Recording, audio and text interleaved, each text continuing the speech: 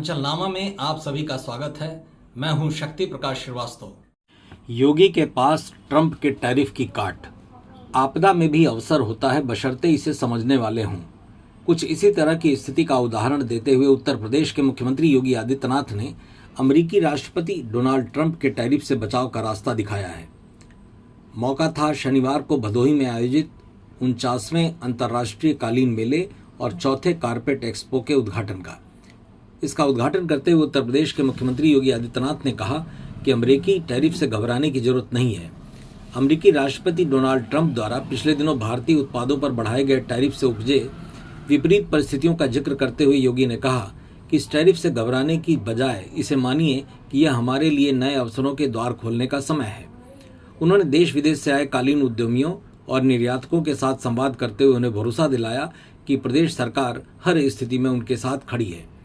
समारोह को संबोधित करते हुए योगी आदित्यनाथ ने कहा कि जब भी चुनौतियां आती हैं तो वे अपने साथ अवसर भी लाती हैं। भदोही के कालीन कारोबार का उदाहरण देते हुए मुख्यमंत्री योगी आदित्यनाथ ने कहा कि एक दशक पहले तक यहां का कालीन उद्योग बर्बादी के कगार पर था, लेकिन प्रधानमंत्री नरेंद्र मोदी के नेतृत्व में भदोही, मिर्जापुर और वाराणसी के कालीन क्लस्टर को एक नई जान मिली।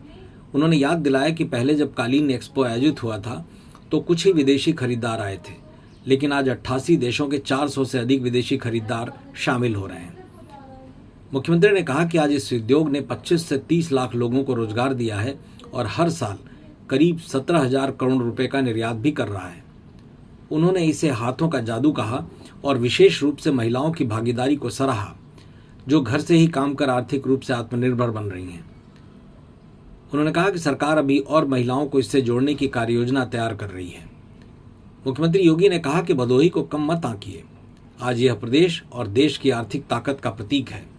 2014 से पहले यह उद्योग खत्म होने की कगार पर था, लेकिन आज यह यूपी की पहचान बन चुका है।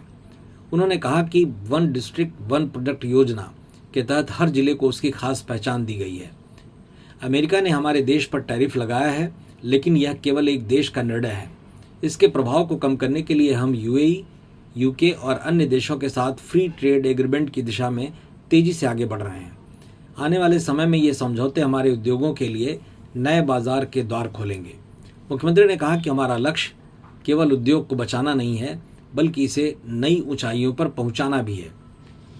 जब एक देश टैरिफ लगाएगा तो हम 10 नए देशों के लिए अपने रास्ते खोलेंगे।